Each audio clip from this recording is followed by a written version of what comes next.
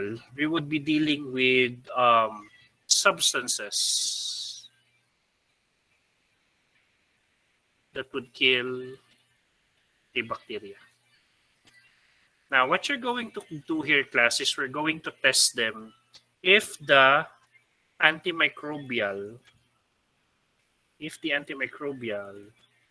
is capable of killing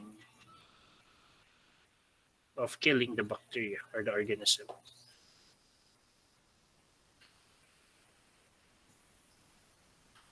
Now, your antimicrobial susceptibility testing class would measure the ability of an antimicrobial agent to inhibit bacterial growth in vitro.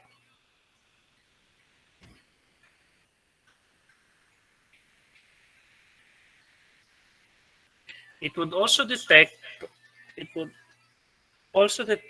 possible drug resistance in common pathogens and assure susceptibility to drugs of choice for particular infections. Now, sino dito class has had a UTI, urinary tract infection before? Meron na ba dito nagka-UTI class? None? Wala pa? Okay, here class dito, yung possible drug resistance in common pathogen. Now, your UTI class could be caused by E. coli, could be caused by other organisms. Now, let's say si patient X, ito, let me tell you a situation. Patient X is positive for UTI. Positive siya for UTI. Now, pumunta siya sa doctor. She went to a doctor. She was prescribed with chloramphenicol. So, this is an antibiotic. Sabi ng doctor, drink chloramphenicol 2 times a day for 7 days. Now, after 7 days, nagpa-retest yung patient, si patient X for UTI. Nag-submit siya ng urine, and sadly, positive pa rin siya sa UTI. Meron pa ring urinary tract infection yung urine niya. Now, what the doctor will do here, class, is that he would order a urine culture and sensitivity. Because the doctor would want to know if resistant ba siya sa chloramphenicol. So that the doctor could identify if there is possible drug resistance. Now, if there is possible drug resistance class, magbibigay ngayon yung doctor. The doctor would give an alternative choice of medicine sa patient. This would happen, class. Just to share sa inyo, meron akong co-intern before. She was very proactive alam niyo na yun, she was very proactive in that kind of thing. Now, every time magpapa-urinalysis siya, she would always get UTI. Ang pus cells niya is too numerous to count kasi nga active siya sa ganun. So, niresetahan siya ng doctor. The doctor would prescribe for ciprofloxacin. After a week, magpapaano na naman siya. Sadly, ayun, may UTI pa din siya. To the point na your urinary tract infection became pyelonephritis. And if based on your AUBF, pag pyelonephritis class, umabot na sa kidney yung infection niya. So, yun yung mga possible if there is a problem with your intake of drugs, possible drug resistance, lumalala yung infection.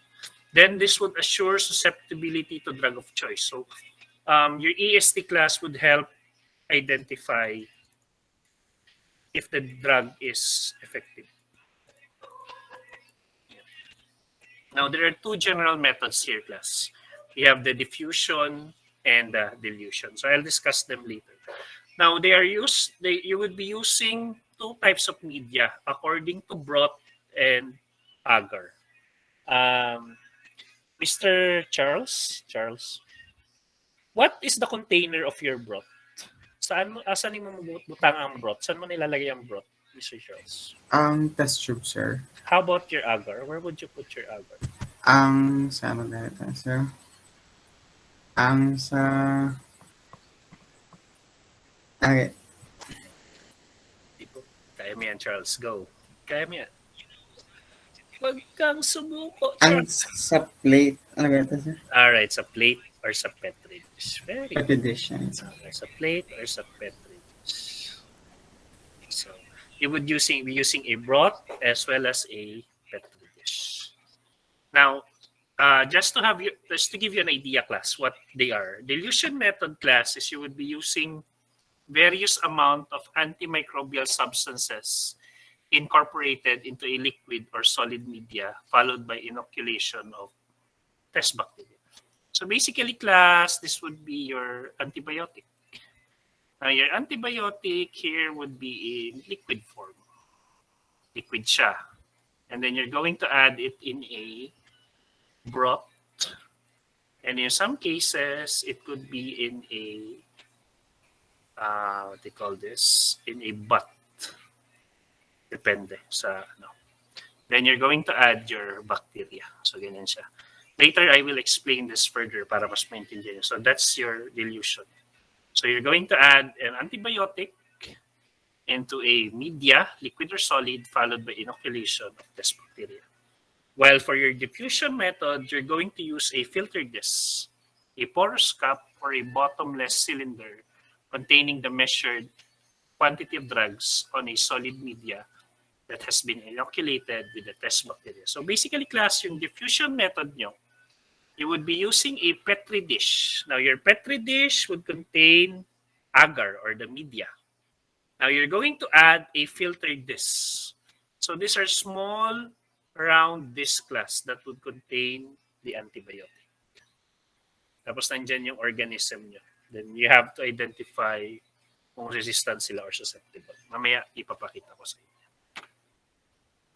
Now, here are the different methods that we are going to discuss. Merong disc diffusion, also known as your Kirby-Bauer, Broth dilution, Agar dilution, and the epsilometer test, also known as your E-test. Let's discuss first the disc diffusion method. Now, your disc diffusion method, its other name is the Kirby-Bauer method. Now, this is the standardized inoculum of the organism swabbed on an MHA plate. So what is an MHA plate? An MHA plate is a type of media known as your Wheeler-Hinton agar. So ito yung class sa picture niya. Yan yung clear na yan. Yan yung MHA plate niya. So you're going to prepare the Wheeler-Hinton agar, ilalagay niyo sa petri dish or sa plate. After that, class, you're going to put antimicrobial disc on the surface. So ito yung sinasabi ko, class, na measured small disc yan. Yan yung mga antibiotic. Now, you're going to use an inoculum size of 1.5 times 10 coliniforming units. Now, itong standard inoculum na to, class, this is your bacterial suspension. Miss Juanico, Miss Jerome, are you there? Yeah, kita. What is the meaning of a bacterial suspension? May idea ka ba? What is a bacterial suspension?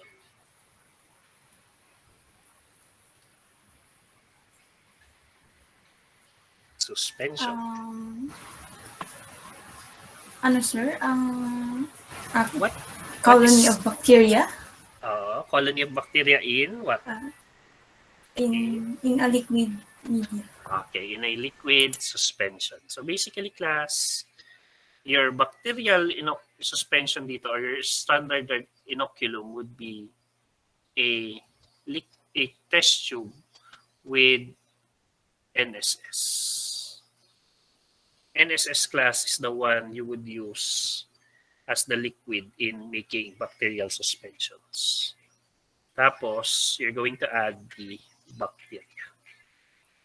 Now, it has an inoculum size of 1.5 times 10 per liter CFU/ml. Now, how would you know this, class? You would base this on the turbidity. Kung gaano ka-turbid yung test tube niyo. Now, I will explain that later kung paano nyo gagawin yun. Then, you're going to measure what we call zones of inhibition. Now, zones of inhibition are measured after 24 hours of incubation at 37 degrees centigrade. They are then interpreted as susceptible, immediate, or resistant.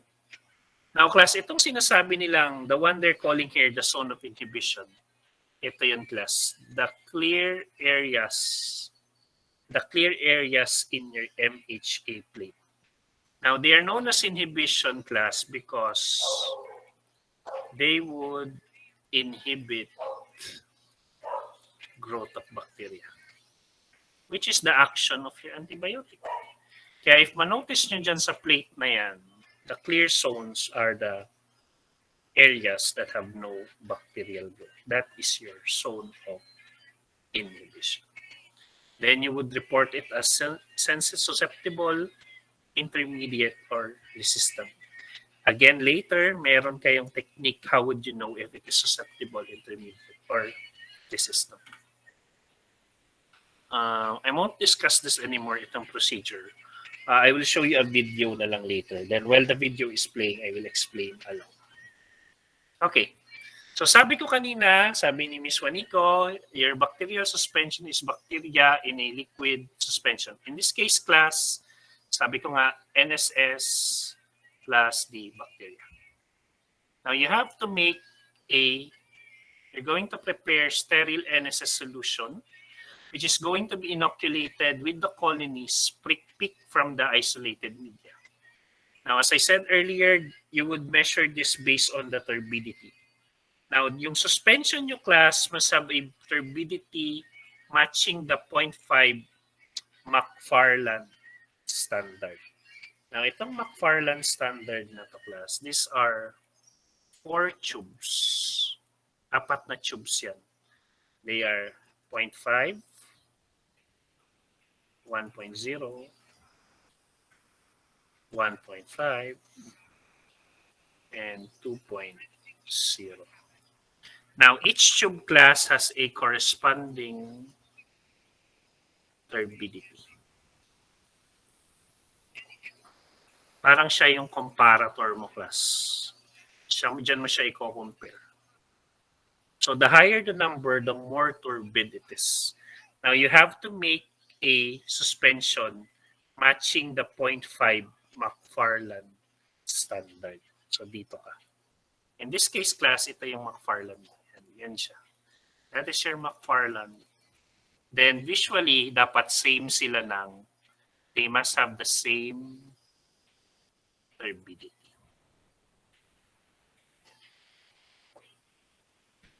Then, after preparing your suspensions, class, it should be used within 15 minutes.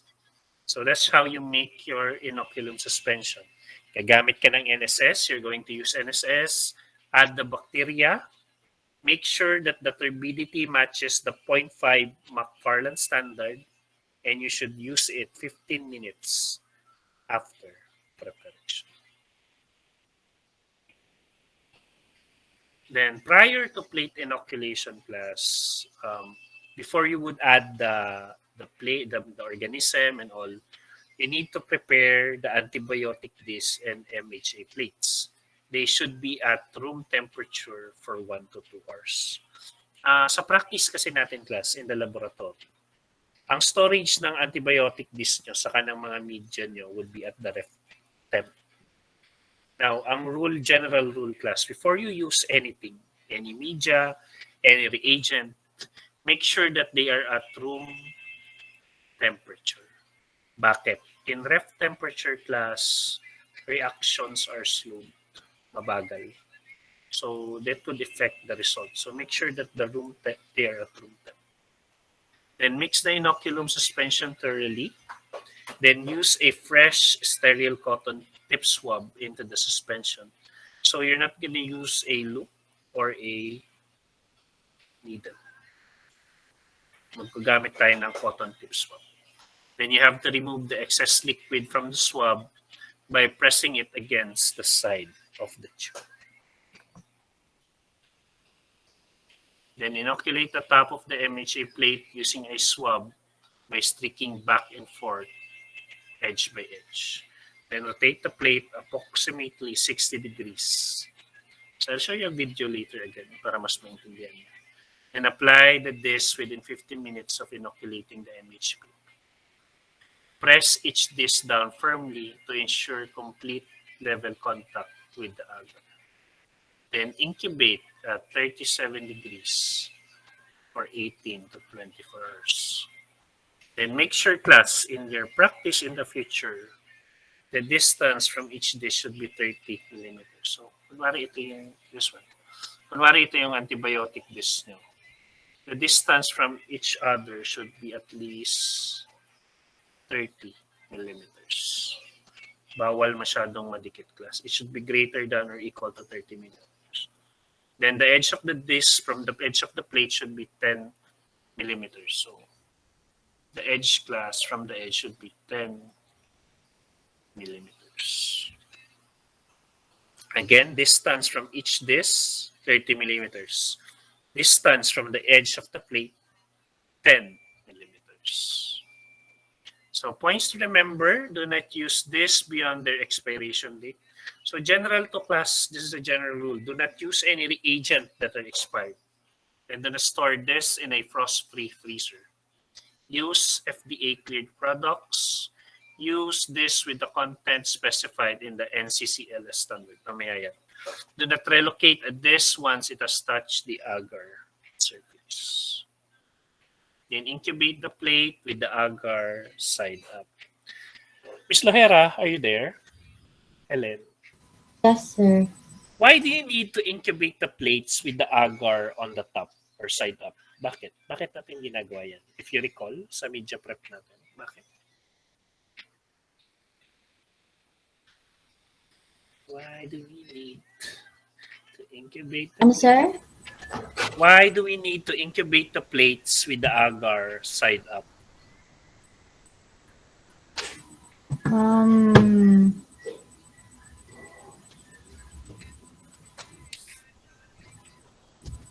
Para hindi ma-condense, sir. Na-condense yung what?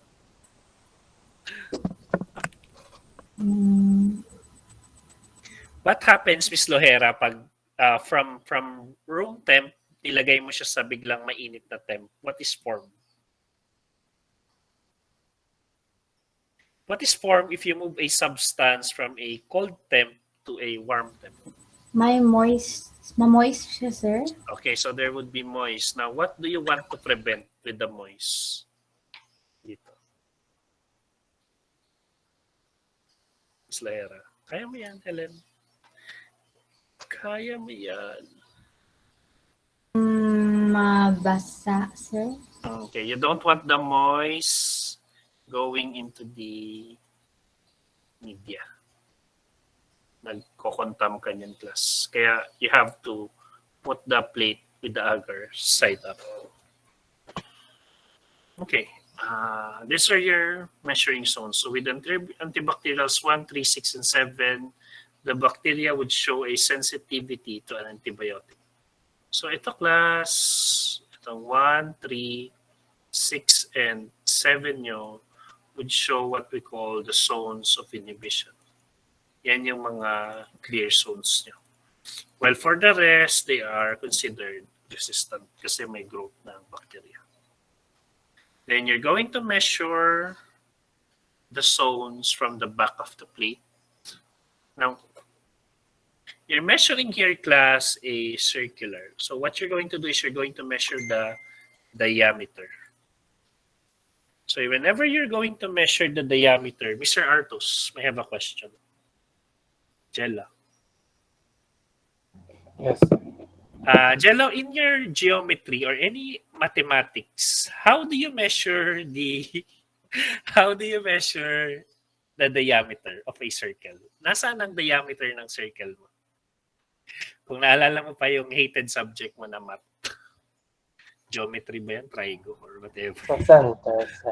Okay, so center. Very good. So you're going to measure, this is the diameter, class. You have to measure it at the center or the middle part. So if this is your zone of inhibition, tingnan nyo to. If this is your zone of inhibition, You have to look for the center part or the middle part. Then you would measure it in a crosswise manner. Pag ganun class. Horizontal. Using a ruler. Then, some zones may be difficult to measure. May mga times class na yung zone of inhibition nyo are mahirap basahin. Now, this would happen in cases of a double zone. So, in a double zone class, we have what you call a partial zone of inhibition. Now, an example of your partial zone of inhibition class is ito. Kita nyo tong part na to. If you notice it in the picture, there is the media is partially inhibited. There's still growth, pero mga lines lang. So this is considered your outer zone or your partially inhibited zone. What you're going to do here, class, is you find the fully inhibited zone. Yung wala talagang laman, as in your clear zone or fully inhibited. Now, that would be the innermost zone. And yan yung i-measure.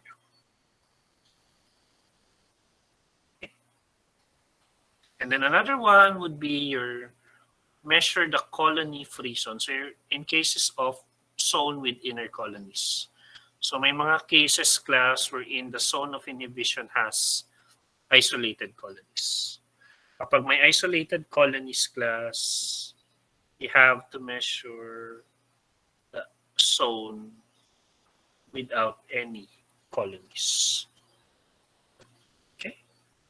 Again, in a double zone class, you have to measure the fully inhibited zone or the outer zone or the inner zone. And for a zone with inner colonies, ang i-measure nyo yung zone na walang isolated colonies. So, skip muna natin ito. Okay, here's another one. Proteus swarming class. Here we have your Proteus swarming. Now, in cases of Proteus swarming class, you have to ignore the swarm even if it covers the zone. So, kita nyo class, nag-cover yung zone ng Proteus, but it is partially inhibited. So, you're just going to ignore it. Huwag nyo pansinin, okay lang. And you measure the inhibition. The zone of inhibition. In cases of Proteus swarming. Now, here we have the smaller sources of error. We have the smaller zones of inhibition. Medium is too deep, too dense of an inoculum, presence of moisture. Okay, Miss Delay, Danica. Yes, sir. Miss Delay, when would a medium that is too deep would happen? Kailan yan nangyayari? When would that happen? Media is too deep. Kung hindi even, sir, ang pag-distribute sa media sa Okay, petri dish. So if there is what we call overpouring ng media. Very good. Kapag normally ito kunwari class, this is the side view. Kunwari ito yung side view ng petri dish niya or ng plate niya. Ganyan siya. Kunwari lang ito yung side view niya. Normally ang media niya dapat ganyan lang. But in the case of the medium being too deep, it became like this. So lumalim yung media na nasakop niya. Okay, Miss Mabingnay, Lian, are you there?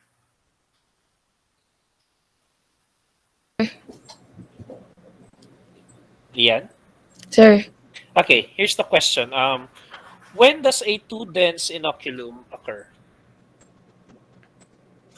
pag hindi siya accurate sa size, sir, Size na what? 1.5 times 10. So ano dapat yung gagawin mo pag anong dapat yung turbidity niya? Miss Bingnay, what is the turbidity dapat?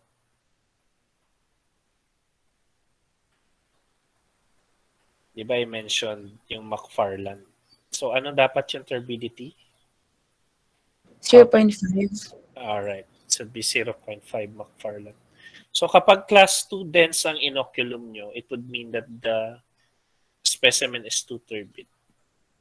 So it could be greater than 0.5 yung turbidity niya sa McFarland. So what you're going to do, class, is you're going to add more NSS. Basically, you have to dilute it. And another one would be the presence of moisture. Now, you would have larger zones of inhibition kapag the medium is too shallow, too light of an inoculum, so less than 0.5 yung McFarland. And the agar surface is too dry. So kapag too wet, masyadong basa yung median nyo, smaller ang zone of inhibition. Too dry, larger zone of inhibition. Masyadong malalim yung median nyo, media is too deep, smaller ang zone. Medium is too shallow, mababaw, larger yung zone of inhibition. Too dense of an inoculum, smaller, and too light of an inoculum, larger inhibition. So sources of error, we have your this being placed too close together. So we would have your overlapping zone. So ang overlapping zone nyo, class, ganito ang itsura. This one. Pansin nyo, nawala yung, if you notice, nawala yung circular appearance nila. They extended in the other zone of inhibition.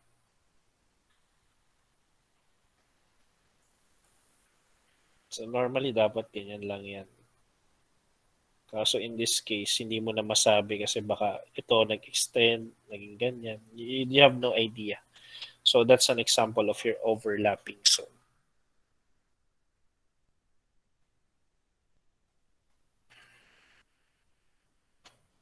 And this not pressed on the agar surface, you would have irregularly shaped zones, colonies within a zone.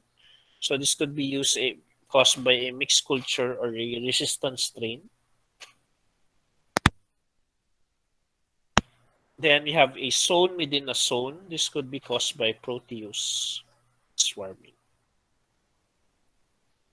Okay, let's go to your interpretation. So as I said earlier, you're going to measure the diameter of the zone of inhibition using a ruler or a caliper. Okay, if you notice here, class, centimeters siya. Now, you would report this, pabasahin nyo siya using millimeters. Miss Candes? Are you there, Isabel? Yes, sir. How many millimeters is there in a single centimeter?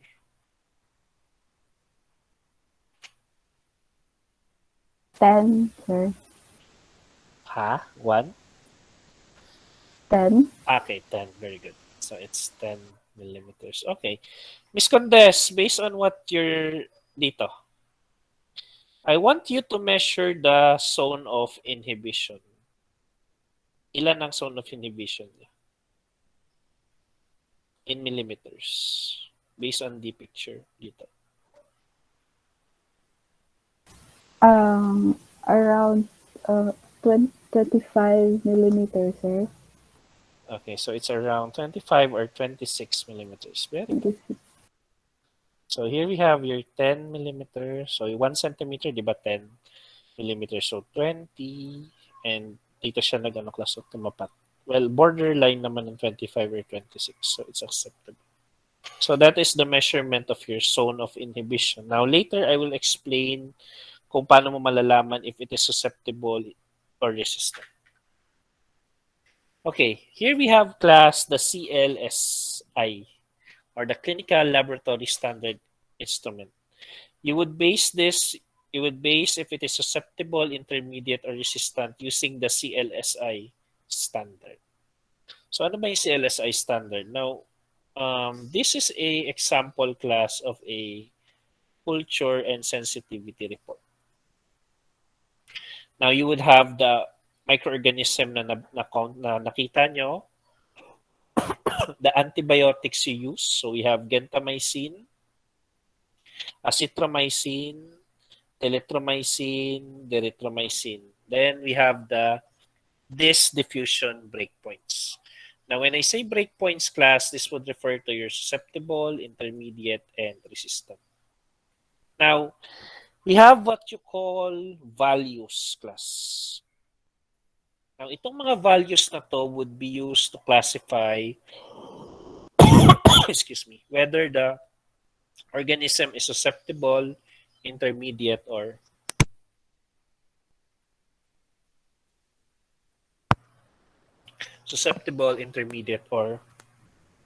resistant. So here's the numbers plus or the values. Kapag susceptible daw, the size should be greater than or equal to 15. Kapag intermediate, 13 to 14. Kapag resistant, less than 12. Okay. Excuse me. Balik tayo kanina. Kunwari class, this is your gentamicin. Ang reading ng gentamicin mo is 26 millimeters. So, ang reading mo is 26 millimeters. Miss Kanaan, are you there? Yes, sir. So, how would you interpret this? Is this susceptible, intermediate, or resistant? Susceptible, sir, kay greater than 15. Okay, so it is susceptible because it is greater than 15. How about naman if the reading is 9 millimeters? How would you classify that? What is your interpretation? Resistant, sir, because less than 12 siya. Okay, very good. So, ayun class, naintindihan nyo? So, you have a reference values to compare. Diyan nyo siya malalaman. Usually, given naman yan. In your laboratory, kapag nag-practice na kayo, in even your internship, you would have a table. May table yan, class. Each antibiotic, tapos nakalagay dito S, I, R. So, for gentamicin, ano yung value, and so on. Penicillin, ano yung value.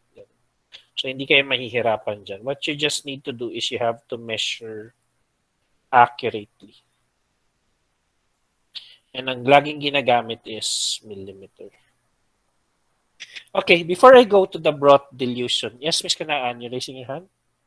Ano, sir, ang dapat na nami nga value, sir? Dapat resistant ka? Or It would depend, Miss Kanaan, if it would depend on your sickness.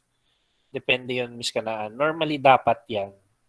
All your antibiotics should be susceptible. Yan ang ideal result.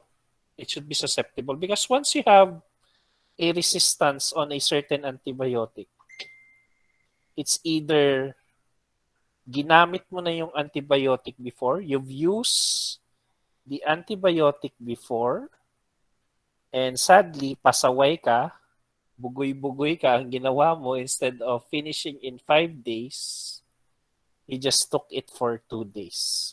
So that would lead to antibiotic resistance.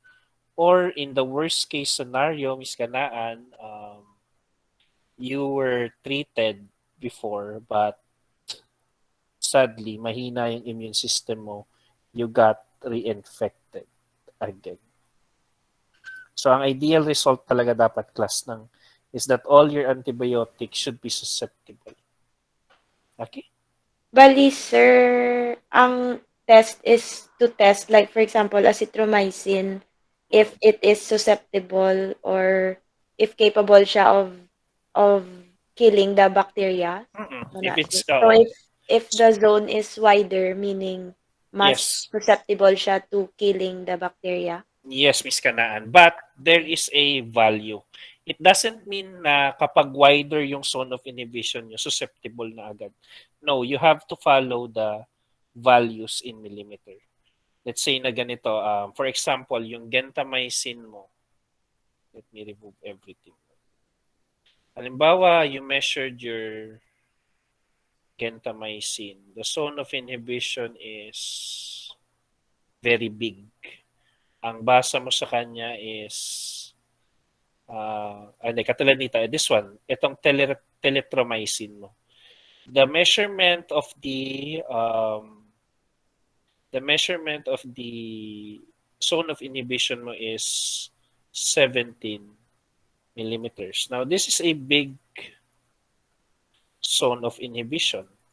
But sadly, based on the chart, anything less than 18 is considered resistant. So you still have to report this as resistant, Miss Kanaan. So it doesn't technically mean, class, na pag malaki ang inyong zone of inhibition, it would mean susceptible. You still have to follow the values of the antibiotic. Okay, Miss Kanaan, does that answer? Yes, sir. Thank you, sir. Yes, Miss Condes. Sir, what if nag-fall zone of inhibition sa intermediate? Would the doctor recommend another drug, sir? That would depend on the doctor, but usually kasi if you are intermediate in a drug, you are considered what we call borderline. And when I say borderline, you're considered the drug is considered midway effective. Parang there's a possibility na mag-work siya. Basically, parang 50-50% is Candes. 50-50% siyang mag-work. So that would depend on the doctor. But usually, kapag ganyan, it would recommend a new, a better or a alternative drug. Ayun. Does that answer your question? Yes, sir. Thank you, sir. Okay, any more questions, class? So, I'll show you a video para mas ma-appreciate nyo tong this diffusion before I proceed to the broth dilution method. Stop sharing.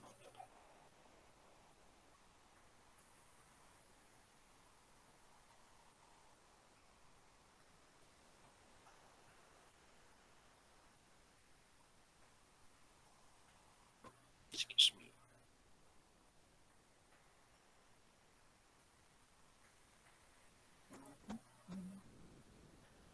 Diba? Nakikita ko yung mga beautiful and handsome faces niyo, class.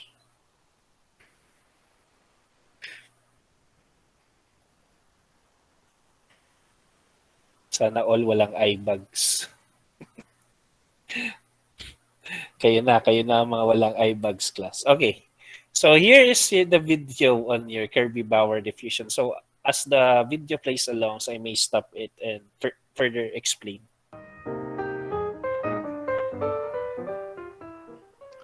The Kirby-Bauer disk diffusion method is perhaps the simplest way by which a microbiologist can determine the susceptibility of an organism. Okay, your Kirby-Bauer class, ito yung pinaka-routine na antimicrobial susceptibility testing na gagawin nyo sa hospital. So ito yung madalas, the pinaka-most common. The reason for that class, it is very easy to do kasi. Organism to antimicrobials. The principle of this method is that antimicrobials contained within filter paper discs diffuse out from that disc, setting up a concentration gradient, whereby the highest concentration of the drug is immediately adjacent to the disc, and it decreases as we move further out. Organisms are able to grow until they reach a concentration at which their growth is inhibited, resulting in the generation of inhibitory zones. The diameter of these inhibitory zones can be categorized as susceptible or resistant by comparison with a standard interpretive criteria. There's a number of factors that are really important to standardize when performing a disk diffusion test to ensure that the susceptibility test results are clinically predictive.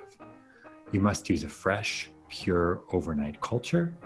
The inoculum density must be McFarland 0.5.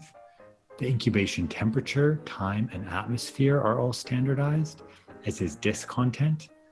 Media composition, including the type of agar, Mueller-Hinton, plate thickness and freshness are all very important, in addition to specific components such as sodium chloride, divalent cations, and glucose 6-phosphate in the case of phosphomycin susceptibility testing. Finally, quality control by including reference strains with well-established susceptibility profiles ensures accurate performance of the assay.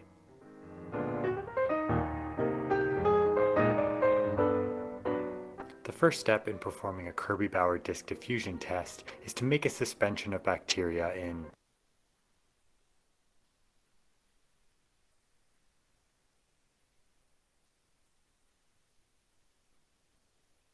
liquid. So we start by taking a sterile stick or swab and picking several isolated colonies from our fresh overnight culture. Those colonies are then suspended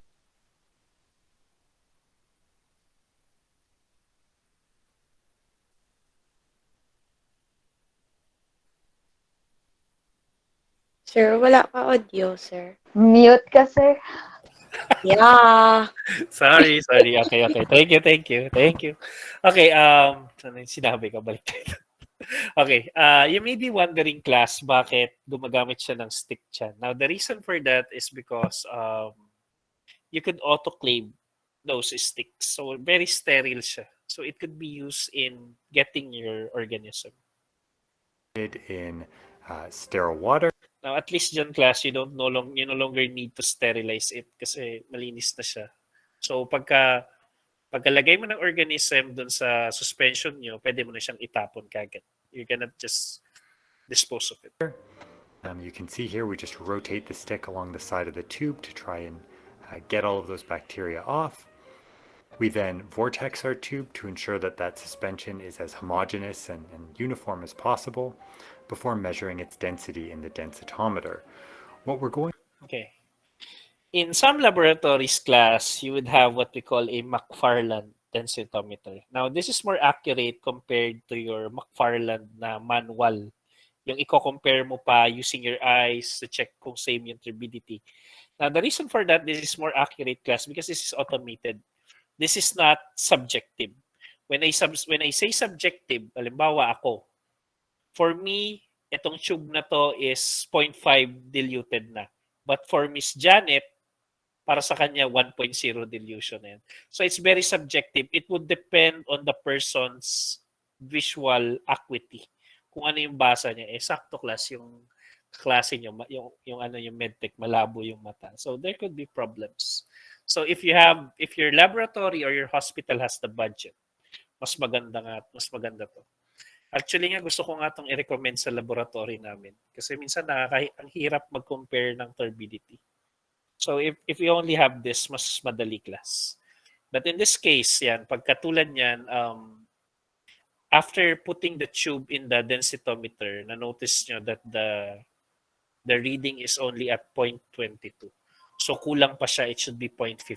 Now, I'll play the video and you may see what he's going to do. going for is a suspension with a density of McFarland 0.5, and in this case we needed to add just a few more bacteria, which is totally fine. So what he needed to do, class, was to make the suspension more concentrated. Now, how would you make it concentrated? You're going to add more organisms in it. So there we've got it, and we're ready to now inoculate our plate. We do this using a sterile swab.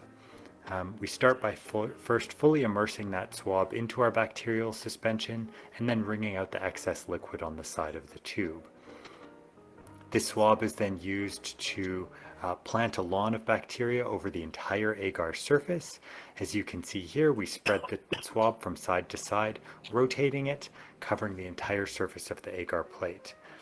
The plate is then rotated 60 degrees and that swabbing repeated, and then that's repeated for a third time just to ensure that we have a homogeneous lawn of organisms.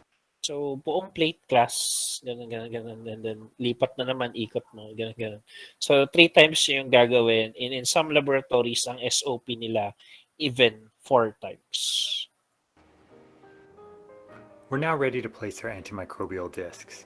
We remove individual discs. Now, these are your antibiotic disc, class. Yan ang itsura nila. Now, normally, they would be stacked upon each other. So, what you're going to do is you're going to get a caliper, tapos yan, kukunin nyo isa-isa, yung tongs. Discs from their cartridges using sterile forceps, which we then use to place each disc on the egg. Now, each antibiotic class, if na-notice nyo, may letter and may number. Yung letter would stand for the shortcut of the antibiotic. Halimbawa, kapag penicillin, the shortcut letter is letter P. Then yung number naman, yun yung concentration ng drug. agar surface.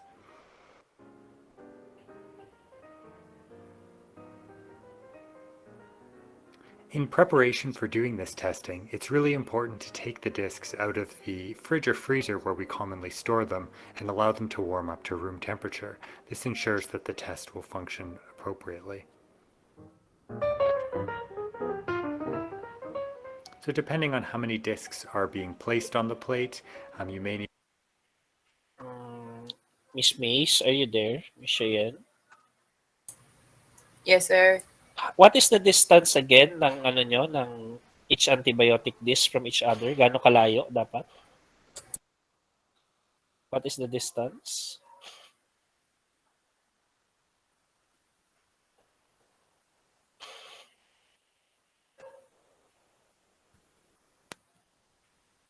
Ano nangyari?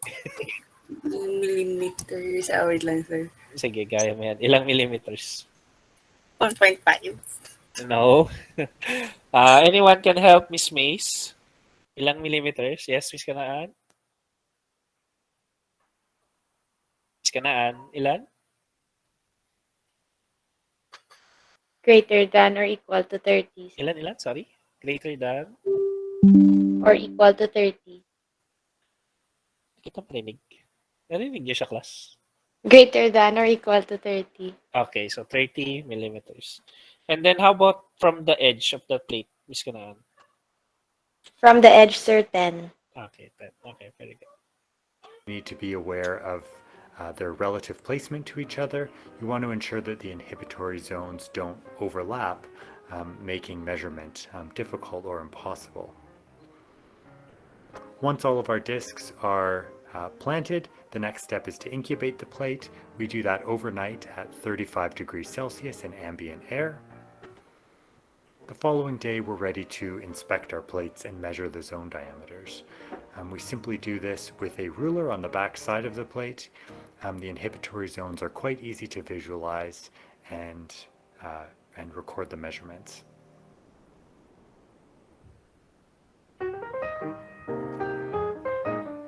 So by convention, our zones are measured in millimeters, which is what we then look up in our interpretive guidelines to determine whether the organism would be considered to be susceptible or resistant.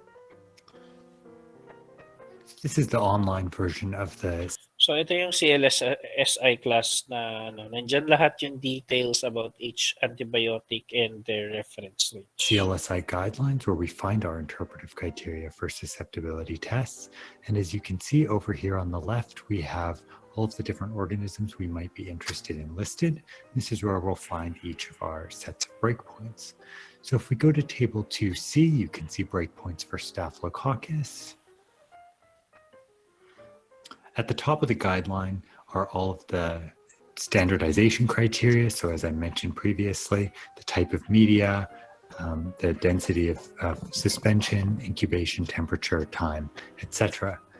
As we scroll through the breakpoints, you can see the various interpretive criteria by drug and organism. And we're just going to go down to the cephalosporins as an example.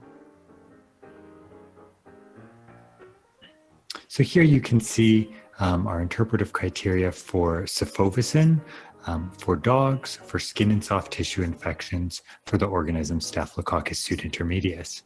With a 30 microgram disc, a zone diameter of greater than or equal to 24 millimeters would be considered susceptible, 21 to 23 millimeters would be considered intermediate, and less than or equal to 20 millimeters would be considered resistant. Similarly, just to the right, we have our MIC interpretive criteria, where an MIC of less than or equal to 0.5 would be considered susceptible, 1 intermediate, and greater than or equal to 2 resistant. So that ends the video on your disk diffusion. So I hope you somehow understood the principle or the gist of the procedure. So are there any questions, class? May tanong ba kayo? Yes, Ms. Kanaan. Sir, mag-strict sila sa plate, sir. Wala na quadrant-quadrant. Wala. You're going to do the quadrant-quadrant lang, Ms. Kanaan, in the strict technique. yung semi-quantitative. But for the MHA, kailangan yung buong plate. Kaya cotton yung ginagamit mo because remember, you're trying to measure the zone of inhibition. And it is very important that the entire plate is coated with bacteria. Imagine if there are open spaces there. Now, you could falsely read that as a zone of inhibition. Diba? Questions pa?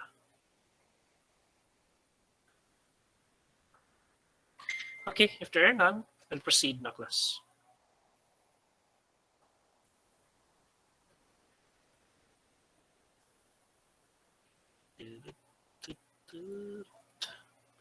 Medyo bibili.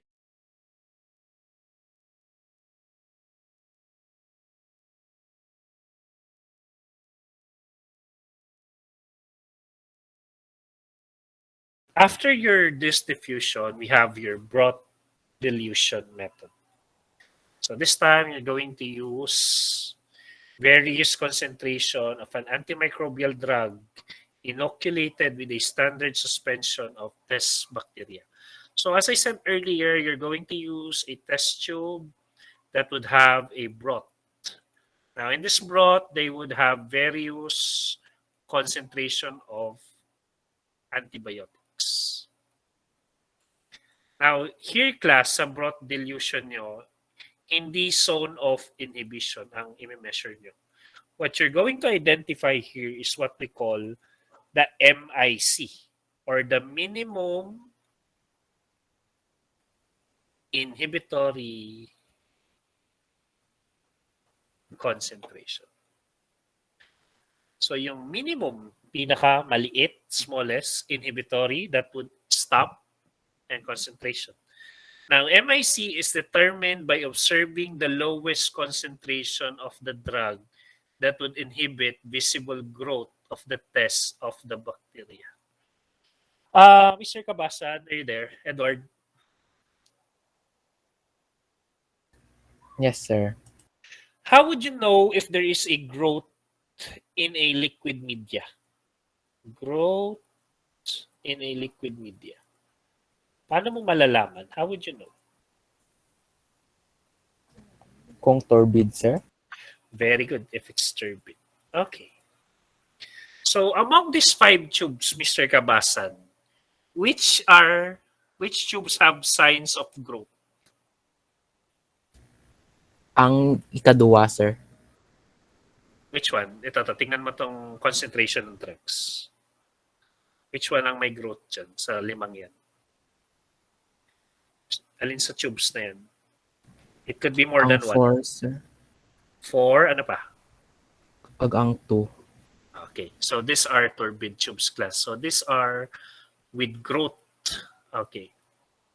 Now, Mr. Kabasan, based on the explanation, it is the lowest concentration of the drug that would inhibit visible growth. Inhibit visible growth, meaning walang growth. And the lowest daw. Now, based on these 5 tubes, Mr. Kabasan, sino dyan sa tingin mo yung MIC? Tubes 8, 16, and 32, sir. Hindi, pili ka lang ng isa. The lowest.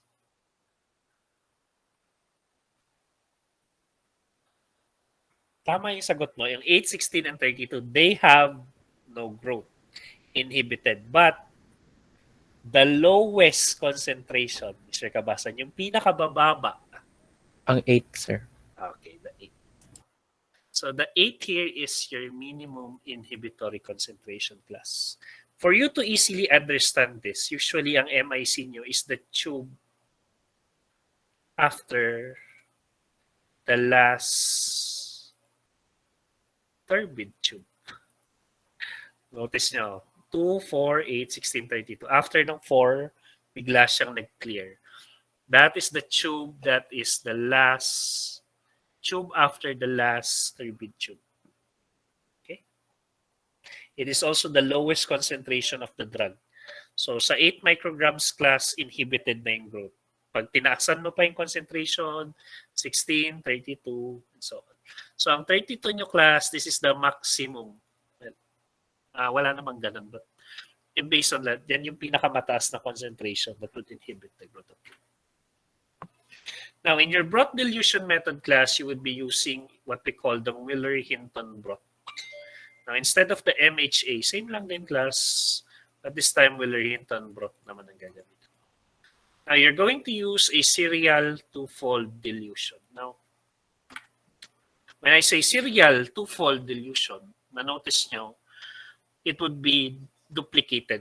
Nagmumultiply siya. So, 2 times 2, 4 times 2 is equal to 8 times 2, 16 times 2, 32.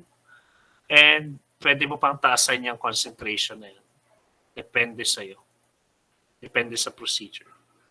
So that you would be using a two-fold dilution concentration. And ang inaano nyo dito, class, is microgram per ml. That is the concentration of the drugs.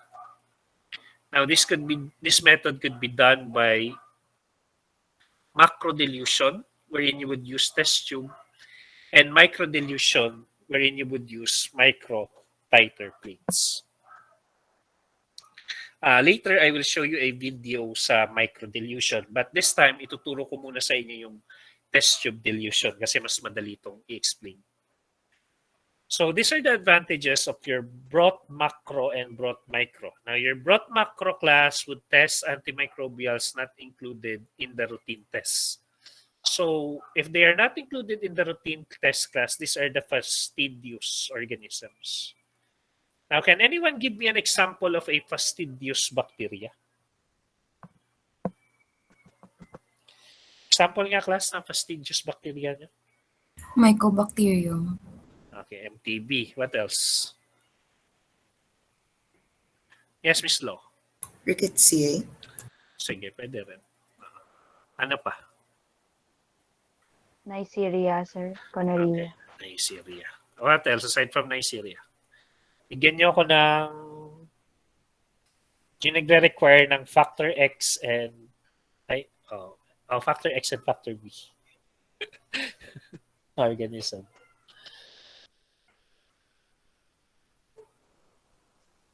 Yung gino-grow nyo sa chocolate agar plate class.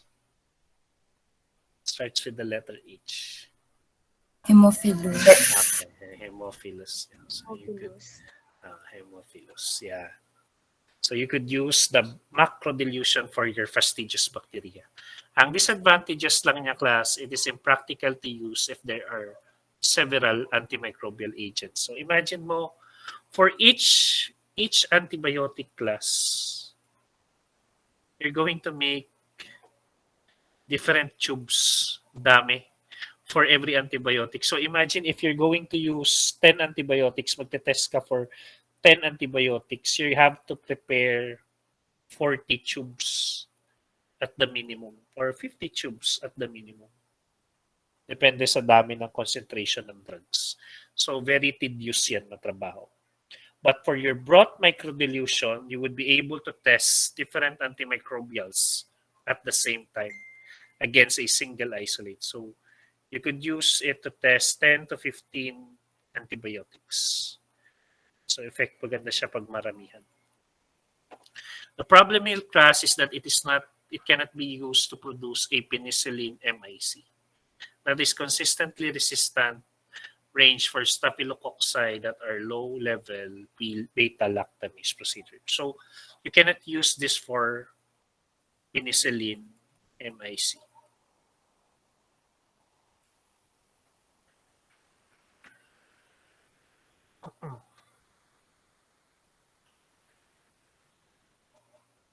Okay, let's skip this part. Okay. Let's talk about your MIC versus MBC.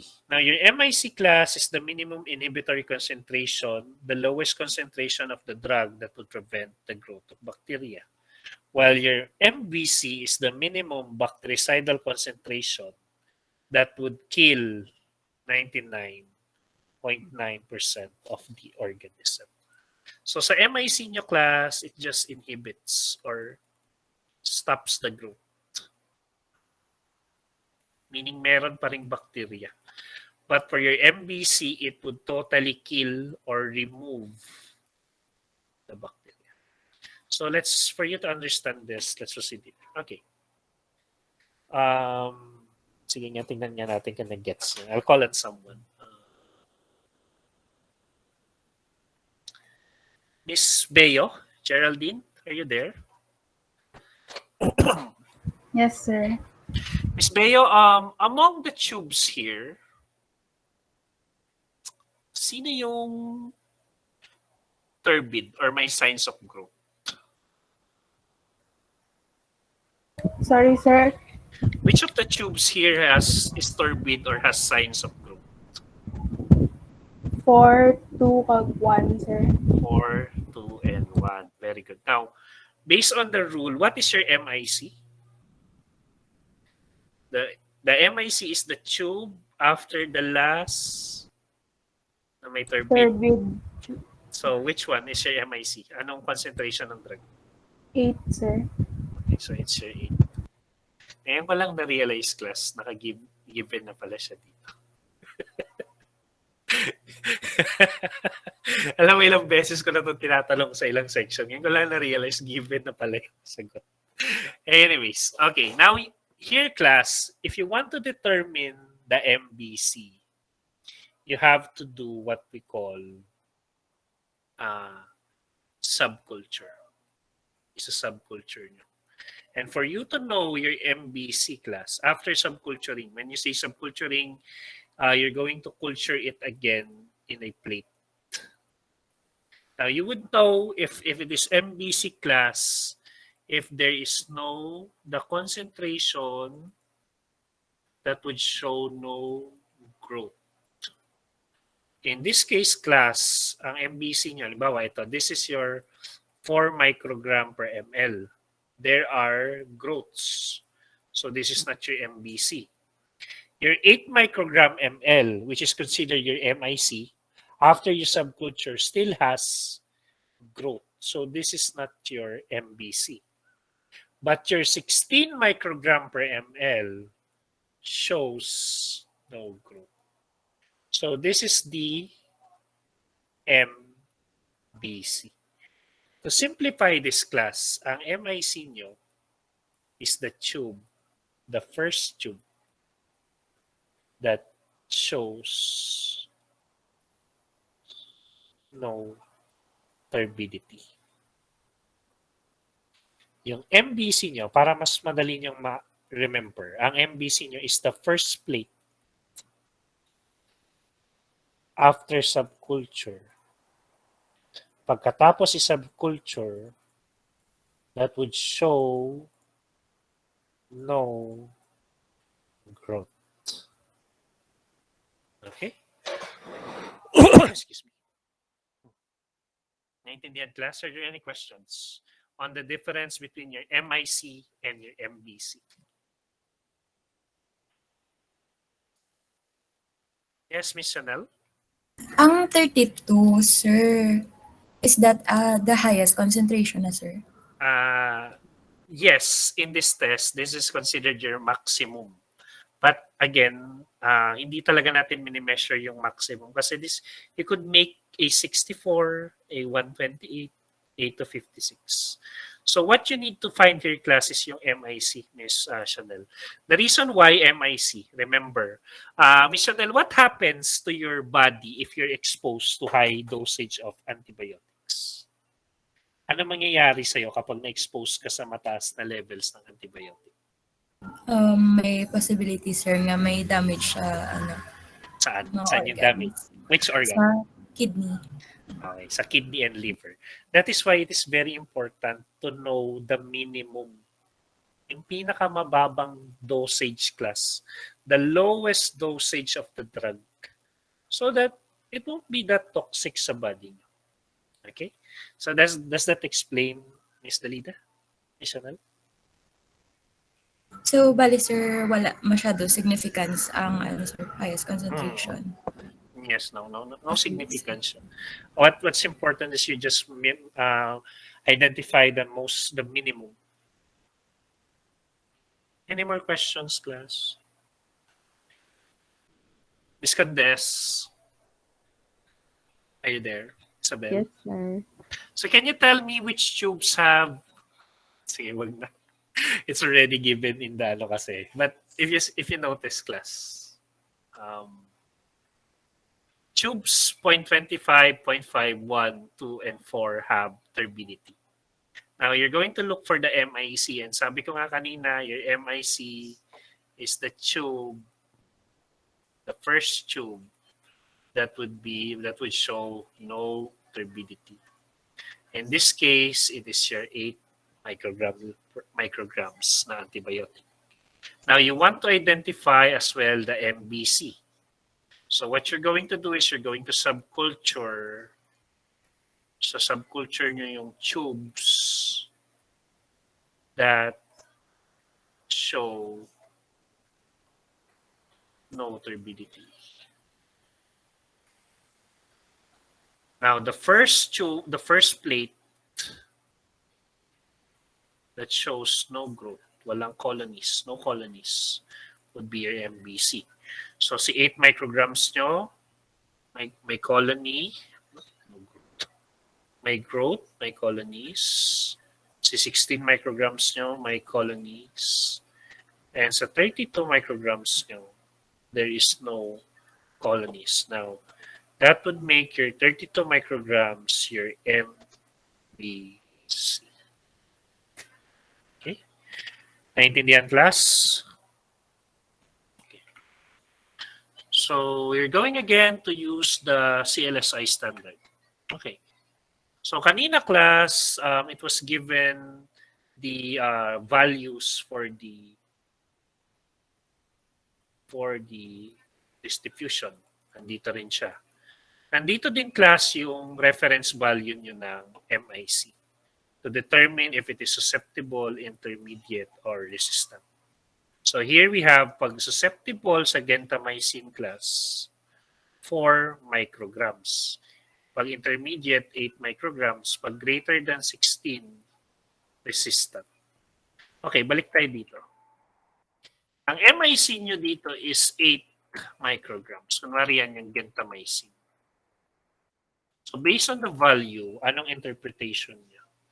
Susceptible, intermediate, or resistant?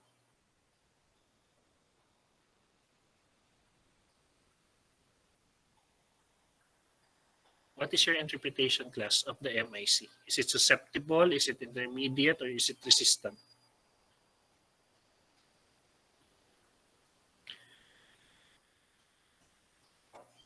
Intermediate, sir. Okay, it's intermediate. What if the concentration ng MIC nyo is at 1 microgram? What is your interpretation kapag 1 microgram? Susceptible. Okay, susceptible. So kapag pumalo siya ng 32 micrograms, it would be resistant.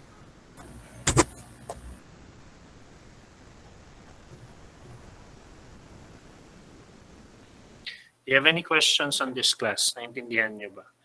Sa distribution, millimeters ang minimeasure nyo. Sa MIC, you're just gonna measure the micrograms per ml kung saan nawala yung turbidity.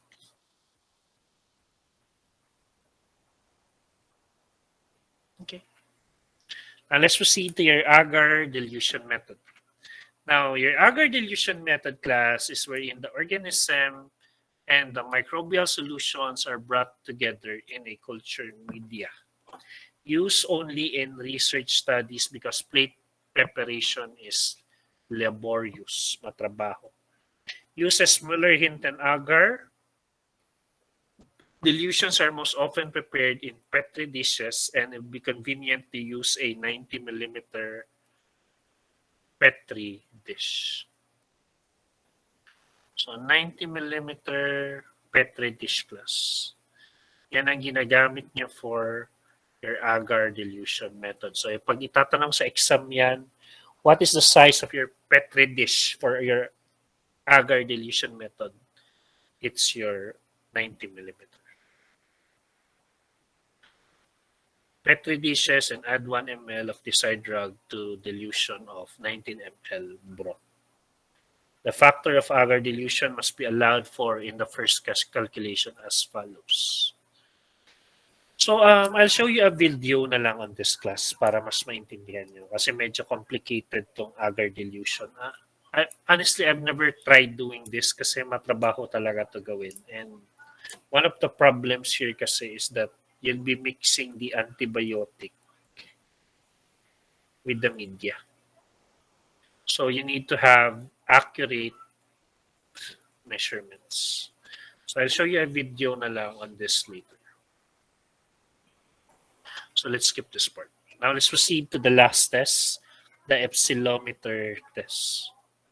Now the epsilometer test class, you would be using a rectangular plastic strip device that would contain predefined gradient of antibiotic concentrations that would correspond to MIC dilutions. Here class, ang i-measure nyo is the elliptical zone of inhibition. Kanina, zone of inhibition lang. This time, merong elliptical zone of inhibition. Now, this is the zone edge that intersects the plastic strip. Now, for you to understand this, the zone edge that would intersect at the plastic strip, ito siya. Ito yung zone class. Now, you're gonna look for the edge. Ang edge ng zone nyo is ito. Now, you're going to look at where it would intersect. In this case, it would intersect at 0.1.5. That is the concentration of the drug.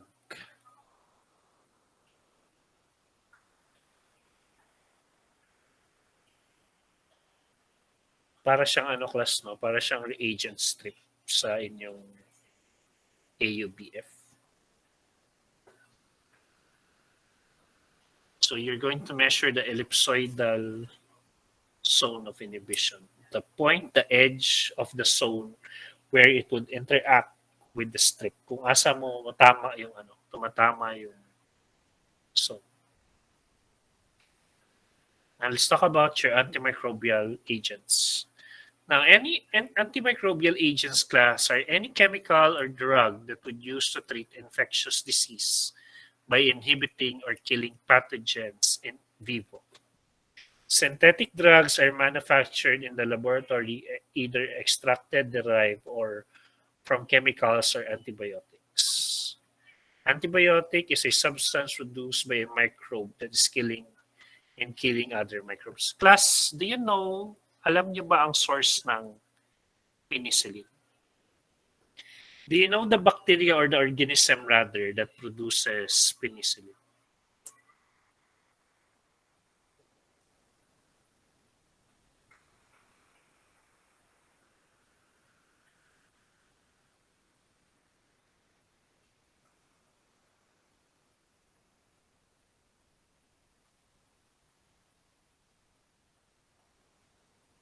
Which fungi, Mr. Canabo? Ang penicillium. Very good. It's your penicillium. So sometimes class, Mr. Canabo, why do you think other organisms would produce this kind of substances?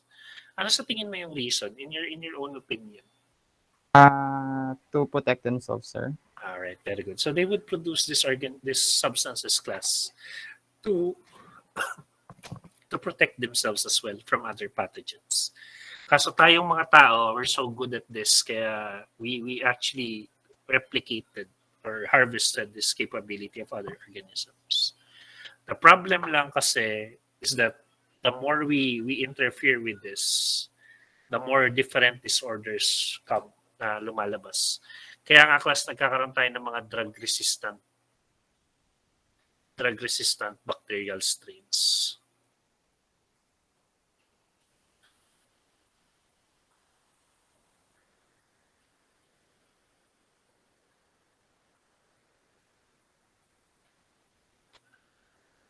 Now, they could be classified as antibacterial, antifungal, antiprotozoal, or as antiviral.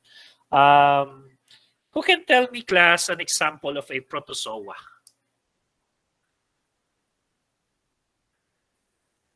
in your parasitology, can you give me an example of a protozoa class? Nag-parasitology na kayo, di ba? Oh. So can you, ano yun, Ms. Dalida? Amoeba coli, sir. Okay, Antimicrobial coli. So we have here Antimicrobial coli. Bakit gusto mo yung Antimicrobial coli? Ayaw mo ba yung Antimicrobial histolytica? Ingat kayo dyan, class, baka mapagkawa Escherichia coli. Okay. So antibacterial, antifungal, antiprotozoal, or as antiviral. Okay, there are two types of spectrum of activity. Now, when you say spectrum of activity class, their effectiveness. Now, when you say narrow spectrum, they would usually affect one or two types of bacteria.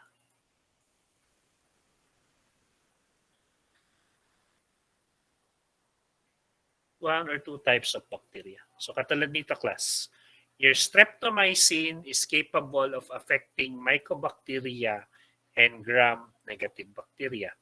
Same as your tobramycin, while your isoniazid can only affect mycobacteria and polymycin would only affect gram-negative bacteria. While your broad spectrum would affect more than two types of bacteria. So in this case, class, it is able to affect yung tetracycline nyo. It is capable of affecting gram-neg, gram-positive, chlamydias, and even rickettsias. So again, kapag spectrum of activity, there are two types, narrow spectrum and broad spectrum. Kapag narrow spectrum, they are only capable of affecting one or two types of organisms, of types of bacteria. Kapag broad spectrum, capable of affecting more than two types of bacteria. Now, your ideal antimicrobial agent would exhibit selective toxicity. What do you mean, class, by selective toxicity?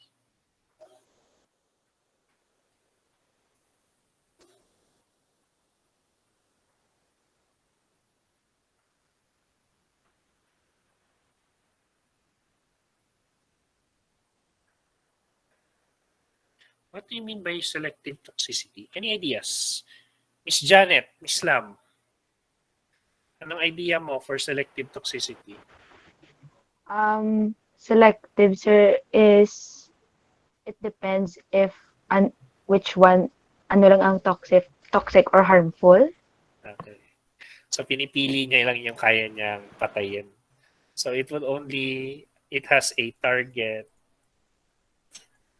organism. It wouldn't affect, hindi niya maapektuhan yung ibang bacteria or ibang cells.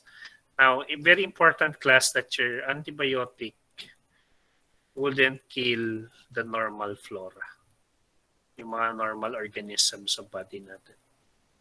Now, it would kill or inhibit the growth of pathogens. It would cause no allergic reaction to the host. Anyone here, class, has an allergic reaction to any antibiotic? Meron ba dito?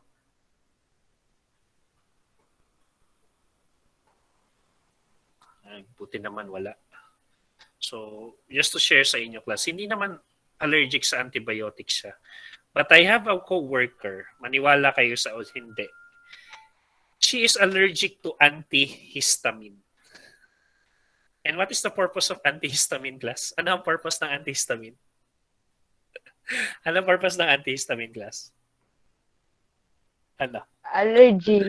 To treat allergy, di ba? So, it's very ironic, no? Hindi, totoo, class, kahit ako nang nalaman ko, nagulat din ako na she is allergic to antihistamine talaga. So what the doctor would do kapag may allergy siya, parang merong other type of na through IV. So lalagyan pa siya ng swero. Intravenous yung treatment. So very important, class, that it would cause no allergic reaction to the host. Kasi remember, allergies are deadly. It could lead to difficulty in breathing, in some cases, that would lead to death. Then stable when stored in either solid or liquid form, remains in the specific tissue in the body long enough to be effective. and kills the pathogen before they mutate and become resistant. Now, class, your antibiotics class are usually grouped, group yan into their mechanism of action on how they would kill the bacteria. So kung paano nila pinapatay ang bacteria, class. Now, let's proceed here. Okay. So a certain group that would kill via destroying the cell wall are your beta-lactams, penicillin, cephalosporin, and so on. Yung other antibiotics naman that would inhibit DNA synthesis and RNA synthesis are this. Yung fluoroquinolines nyo, rifampin. For the destruction of the plasma membrane, we have the polymycins. For the ribosomes, we have the aminoglycosides, tetracyclines. And for the metabolic pathway, inhibits we have the sulfonamides, trimethoprim, mycolic acid synthesis, we have the isoniazid. So that ends our module 9, logical content. Nga naman siya Kay, important. amo man na, sir, ang sir. Sige daw. Kay isa sa sir sa essential naton nga Sir? Hello. Okay, sige, narinig kita. Batiin ko, sir. Yes, I can hear you.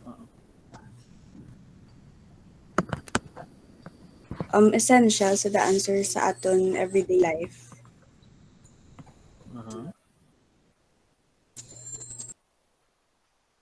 Okay. Miss Julie, saan ang source of water nyo? Like, do you buy it from a purified station? Or Sir, sa purified station. Okay. So, sino dito, class, umiinom ng tubig galing sa poso? Or sa ano? Meron ba? Do you have anyone here who drinks water from the ano? Ikaw, Miss Lam? Oh, talaga? Really? Okay. Taga saan ka? Where do you live? Somewhere in the farm.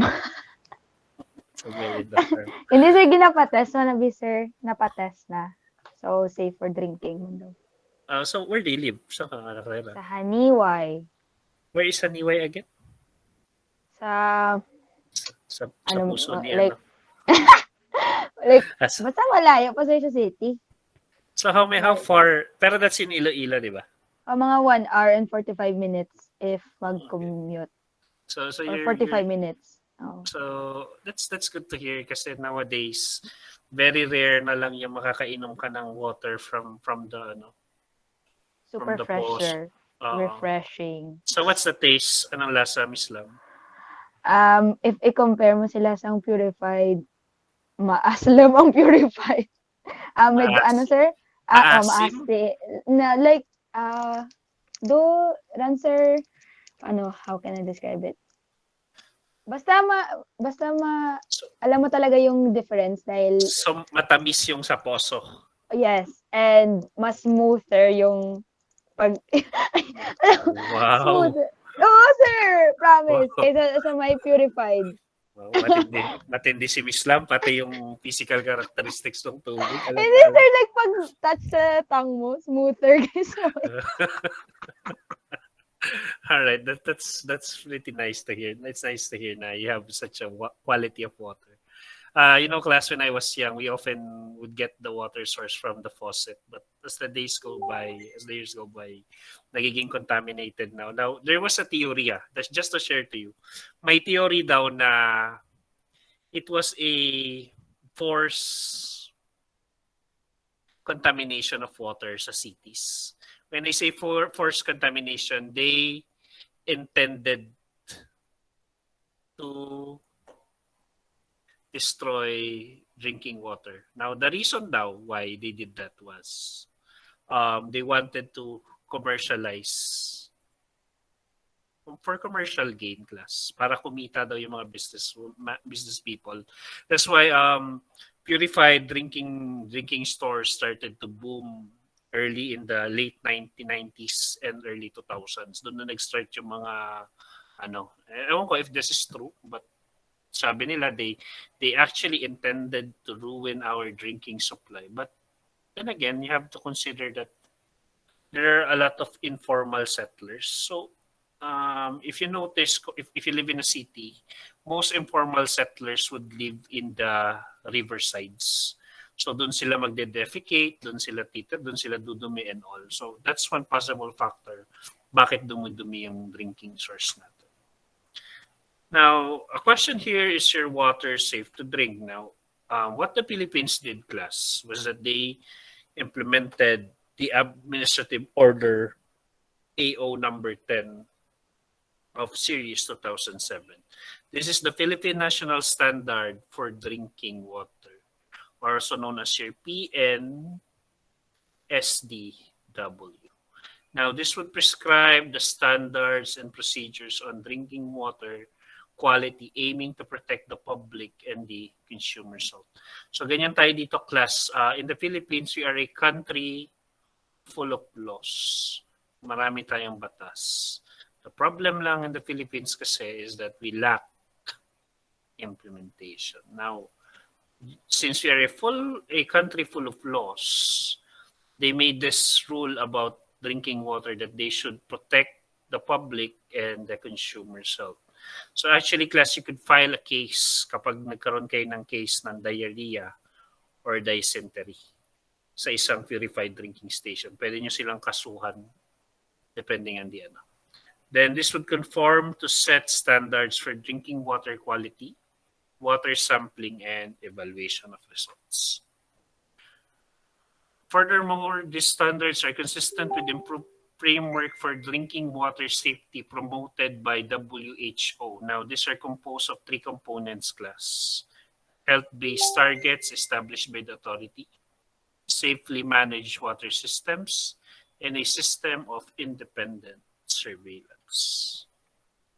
Now, the law would cover all drinking water service providers, so yung mga purified distilled water nyo, government and private developers, bulk water suppliers, water refilling station operators, water vending, ice manufacturers, food establishment, residential, commercial, industrial, and institutional building, as well as your water testing lab, health and sanitation authorities, and the general public and all others were involved in determining the safety of the public's drinking water. Now, here are the professionals, class, that are allowed to become water analysts. So, if ever, class, you've reached na next year, your RMTs na, you become registered medical technologists. Now, if ever you want to go into another branch of testing, you could train for water analysts. So, ang sahod ng mga water analyst class would range starting from 18 to 24,000. So, malaki siya compared naman sa mga mag-work ka lang sa clinic or sa ano. But you need a training for this. So, ang training nito would be in Manila. It would be conducted at the East Avenue Medical Center. So, these are the professionals. So, we have your RMT, microbiologists, registered chemists, registered pharmacists, registered food tech, and those already working in a testing lab. So kung gusto niyo lang maging water analyst, if you really like testing for microbiological samples, you could undergo training for this. Now, here are the guidelines of the PNSDW. We have the standards for drinking water quality, standards for water sampling examination, standard for other modes of distribution of drinking water, evaluation of results, classification of drinking water quality parameters, QA, QC for water lab, and the water safety plan, and the drinking water quality surveillance. So these are the guidelines, class. Now, what we're going to discuss here are these two. Itong standards for drinking water quality and the standards for water sampling and examination.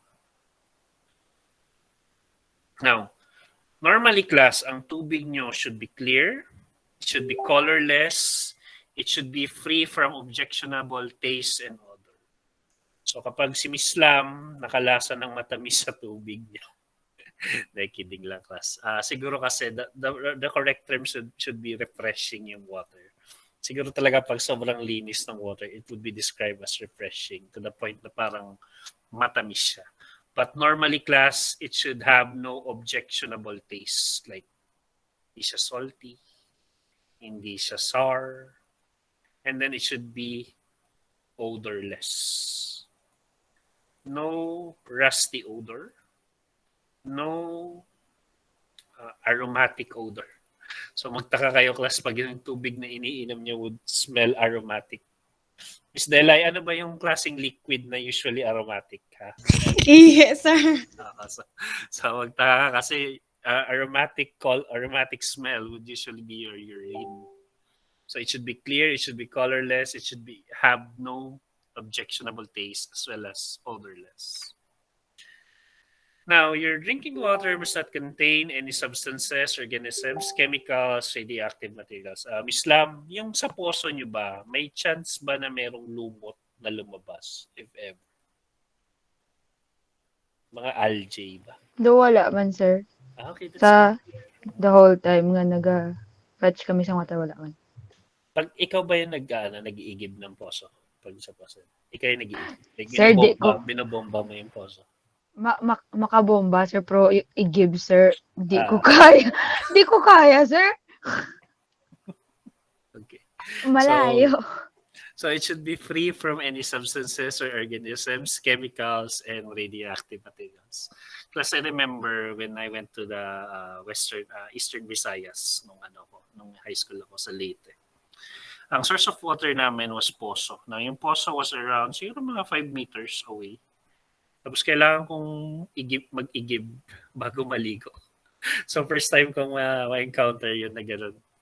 It was an interesting experience. Alala. Then it should contain no chemicals as well as radioactive material. Now class, I have a question for this chemical. What chemical do you usually use? Do you use to decontaminate water? Anong chemical class? Alam nyo? Chlorine, sir. Alright, very good, Edward. So it's your chlorine.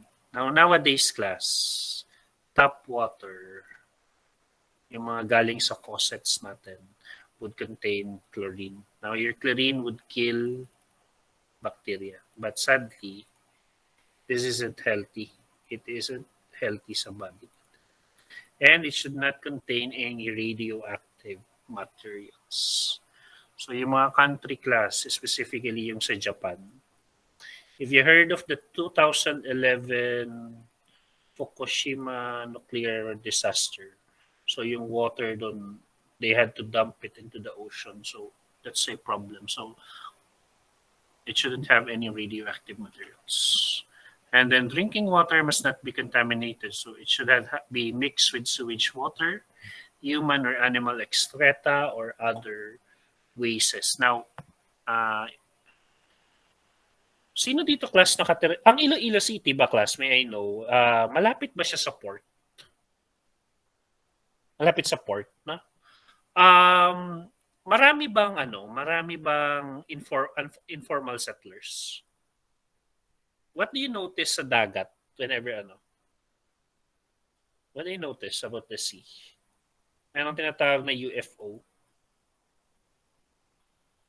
Do you know what UFO is? Popo. So you would notice unidentified floating objects, di ba? So may mga lumulutang na kung ano-ano. So that's one of the problems, class. If there's a lot of informal settlers near the rivers as well as the seaside, you would see human and animal excreta. Now that would cause a lot of problems as well as other wastes. So here's another standards for water sampling and examination. So when I say standards class, these are your parameters. So your parameters to be tested. Now let's discuss them one by one.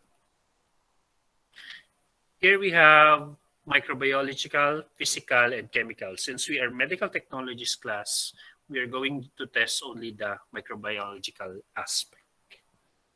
So microbial contamination must be of paramount important and must never be compromised. Now, microbial contamination is still considered as the most critical risk factor in drinking water. Class, why do you think it is the most critical risk factor in drinking water? Ano sa tingin niyo yung reason? Why is it considered the most critical risk factor in drinking water? Basically, siya yung pinaka-important na dapat i-test. Important to be tested. What do you think is the reason for that? Yung microbial contamination. Any ideas?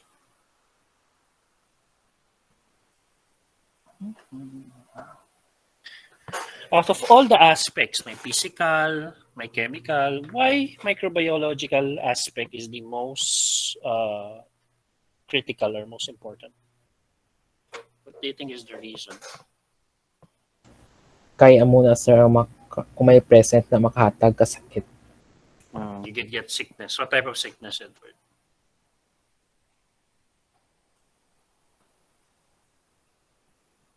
What type of sickness could you get from drinking water?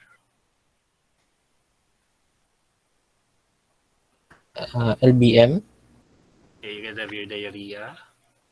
What else aside from diarrhea? You could get your dysentery.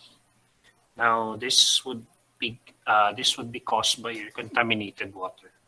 And when you have diarrhea or dysentery, this would lead to your dehydration. And dehydration, in worst case scenario, could lead to death. That's why this is the most important critical risk factor in drinking water. So to reduce microbiological infection, source water must be free from fecal contamination, adequately treating from fecally contaminated water. Now here are the different standards, class, or the parameters for microbiological analysis. So do remember these three. We have the total coliform, the thermotolerant coliform, and the heterotrophic plate count. So these three are the parameters used for microbiological analysis. Now, these three parameters, class, yung total coliform, yung thermotolerant coliform, and your heterotrophic plate count would have different standard values depending on the tests done. Depending on the tests done. Again, yung total coliform, thermotolerant coliform, and your heterotrophic plate count would have different standard values depending on the test done. So ito yung mga test, class, that could be done on those parameters. We have the MTFT, also known as your multiple tube fermentation technique, the enzyme substrate technique, and the membrane filter technique. Now, sa total coliform nyo, class, the normal MTFT is 1.1 mpn per every 100 ml. For EST, it should be absent or less than 1 mpn per 100 ml. For your membrane filter technique, it should be less than 1 total coliform colonies per 100 ml. While for your thermotolerant coliform, also known as your E. coli, it's the same result. MTFT less than 1.1, enzyme substrate absent or less than 1, membrane filter technique less than 1 TCF colonies. Then your heterotrophic plate count should be less than 500 colony forming units per ml. Now, how often should water testing be done? Now, to answer this, class, we have your table.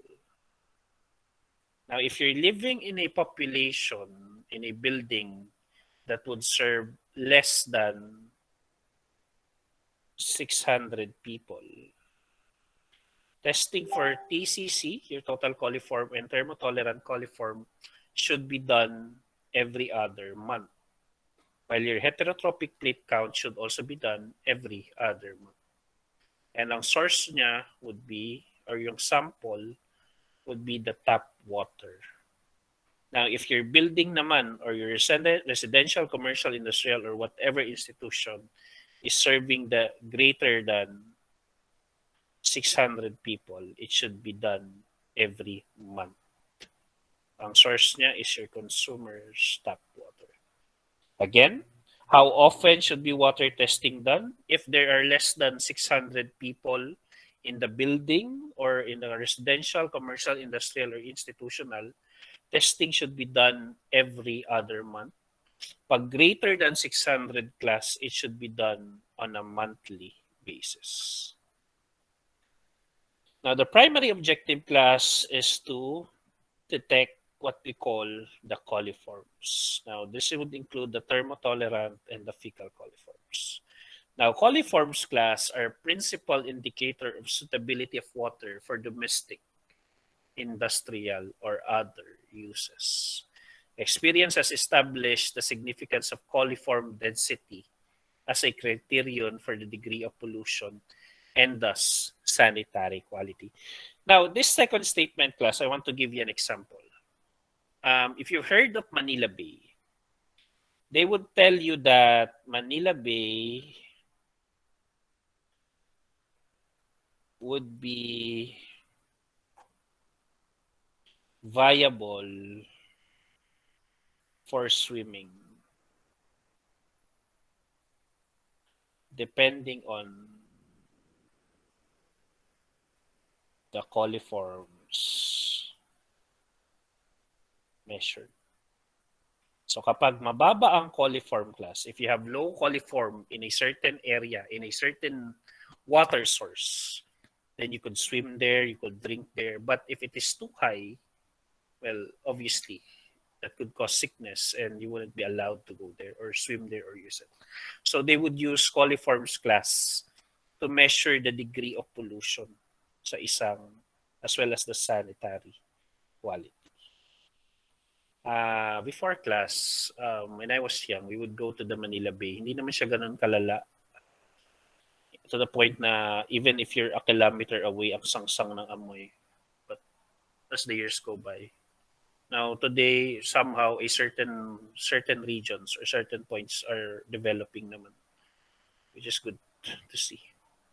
Now, coliforms class would usually involve enterobacters that are aerobic and facultative anaerobic, gram-negative, non-spore-forming, rod-shaped bacteria that would ferment lactose with gas and acid formation within 48 hours at 35 degrees centigrade.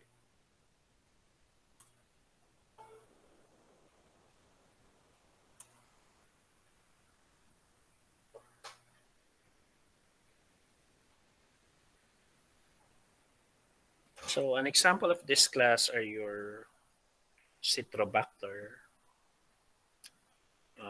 Aside from your Citrobacter, there would be Pericol Klebsiella, and then Serratia, and other Enterobacters then. So these are the common coliforms. Now, your thermotolerant coliform naman class are gram-negative, non-spore-forming rods that ferment lactose at 24 plus minus 2 hours at 44.5 degrees centigrade plus minus 0.2 with gas production. So this would be 22 to 26 hours. Then ang temp niya would be 44.3 to 44.7. So it has a range of plus 1 minus 0.2 with gas production or blue colonies with acid production in MT. So ang fecal coliform nyo class, the most common one would be your Escherichia coli, the thermotolerant fecal coliform. So these are your indicators of bacteria. You have your total coliform, fecal coliform, thermotolerant coliform, E. coli, and the pathogenic strain of your E. coli. Now let's talk about the standard methods. We have your total coliform and thermotolerant coliform. Excuse me. You would determine the sanitary quality of water, indicate the degree of waste contamination, and the best techniques currently available. So these are the standard methods class for your total coliform and thermotolerant coliform. We have the MTFT, the enzyme substrate technique, and the membrane filter technique. So let's discuss them one by one. Here we have your MTFT, also known as your multiple tube fermentation technique. Now, this is a tube dilution method using a nutrient-rich media. So class, what type of media is this if it is a tube dilution method?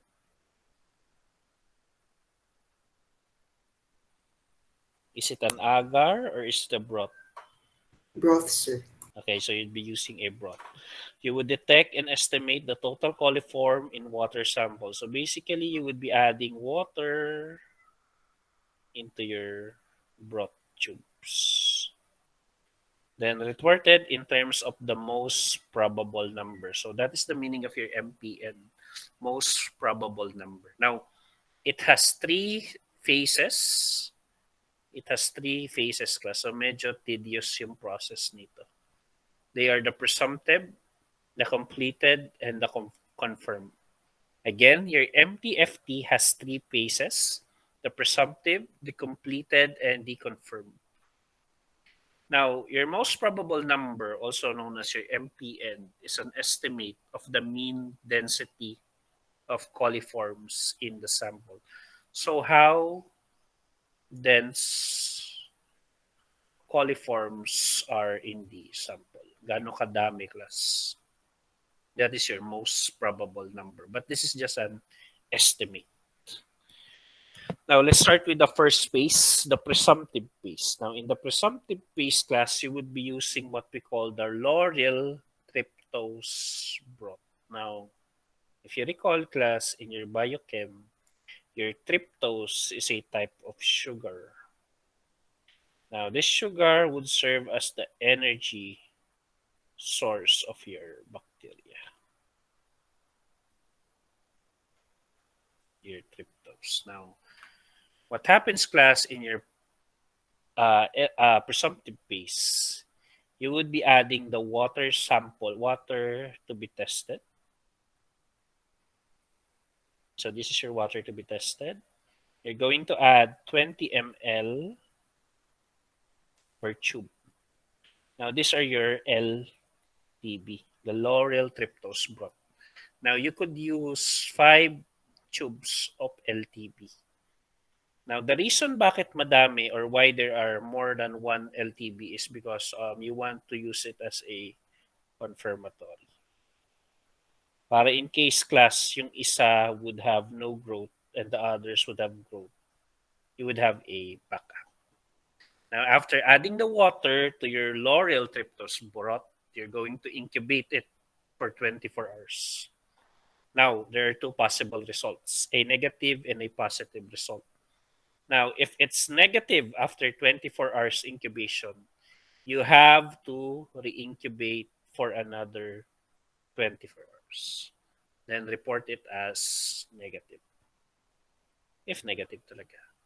But, if it is positive, there is gas formation, effervescence, turbidity, meron kayong nakita ganun sa broth nyo, you would consider it as a positive result. And you would proceed to the second stage, which is the confirmed phase. Again, in your presumptive phase, you would be using the lauryl tryptose broth. Now, using the water to be tested, you're going to add 20 ml of the water to be tested for each tube of LTB. Incubate nyo siya for 24 hours. Now, there are two possible results, negative, no growth, or positive with growth.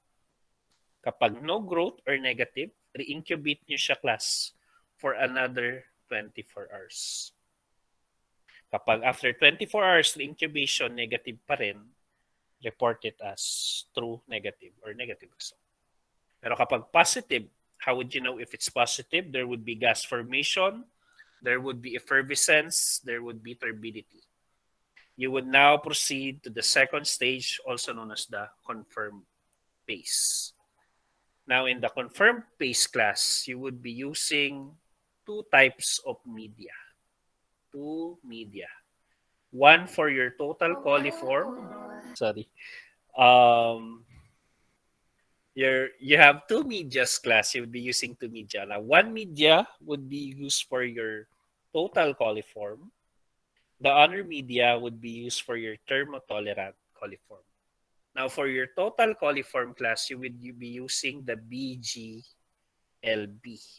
also known as the Brilliant Green Lactose Bile Broth. While for the thermotolerant, you would be using the EC medium. Plus, what do you think is the meaning of EC? Ano sa tingin niyo? Hula kayo. What do you think is the meaning of that? Escherichia coli, sir. Okay, so it's Escherichia coli media for your thermotolerant coliform. Again, for your total coliform, you would be using BGLB, Brilliant Green Lactose Bile Broth. While for your EC media, you would be used for your thermotolerant coliform. Okay, what you're going to do, class, from the positive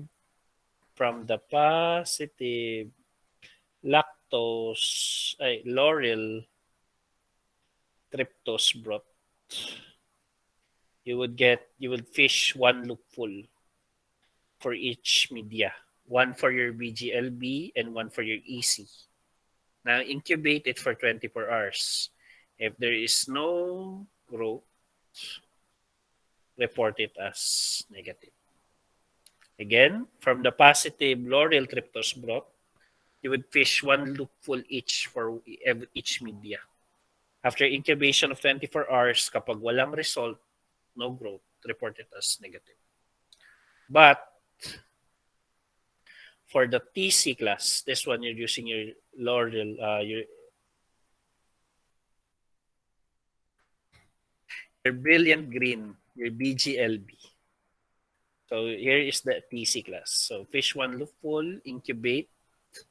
If there is a positive sign, may gas formation, may effervescence, may turbidity, you would proceed to the completed phase. Now, you would notice, class, na merong parang maliit na capsule dyan. Now, this capsule, class, is used to capture gas. And a sign na merong gas, a positive sign for gas formation, class, is bubbles. So if you see bubbles inside there, that is a positive sign na merong growth. If it is positive ang BGLB nyo, class, you would now proceed to the final phase, which is the completed phase. Yes, Miss Monica. Kung mag-positive, sir, sa LTB, ang 5 ka-tube, if 5 man ka-tube sa confirmed na phase ang gamiton? If may isang nag-positive doon, Miss Monica, you use the positive. You use whichever gets positive. Yung tingin mong best. Parang back up lang yung iba. Parang confirmatory. If let's say na out of 5, isa lang yung nag-negative, tapos the rest, 4 yung nag-positive, you would still proceed. Or let's say naman in a situation na 4 yung negative or no growth, isa yung nag-positive, you have to proceed to the next phase. Gamitin mo yung positive. It's more of a backup plan lang. A backup tube yung 5. Kasi remember, you're using water sample. So it's very important that hindi mo naman masabi kung saang part ng tubig may bacteria, di ba? So just to be sure, you would use plenty of sample. Okay? Does that answer your question? Okay. Now, for your thermotolerant, yung EC media na naman, you're going to fish one loopful, incubate, then if negative, report as negative. Pero merong sign ng growth, may gas, may effervescence, may turbidity, report it as positive, then you would proceed now to the completed phase. So medyo matrabaho siya, class. It would last from 3 days to 5 days. It would depend on the processing niyo. I'll skip this part. Okay. Now let's proceed now to your confirmed paste. Now in your confirmed paste class, you would be using 3 types of media. You have your EMB, your McConkey, and again, your Laurel Tryptose Broth. Now, from the, let's say naman, you're going to use your EC media. You have a positive EC media. You're going to use EMB and MAC. I have a question, class. What type of bacteria again is being tested sa EC media nyo? Anong bacteria? Escherichia coli. Escherichia coli. What is the appearance of E. coli in EMB? Naalala niyo pa? Green metallic. Green metallic sheen. Okay, how about sa MAC? Anong itsura nila? Pink red. Kunwari class MAC. So they would appear pink. So kunwari na lang MAC to, parang BAP to. So you would streak the positive EC media into EMB and MAC, then incubate for 35 degrees centigrade at 18 to 24 hours. Then here is your green metallic sheen for your EMB and the pink colonies in your McConkey. After that class, you would get 1 loopful from either colony. Lagay nyo siya sa LTB, your Laurel Tryptose Broth. Pag nag-positive, may gas formation, may effervescence, may turbidity, report as positive. Kapag negative, you would report it as negative. Then you also have to do biochemical tests.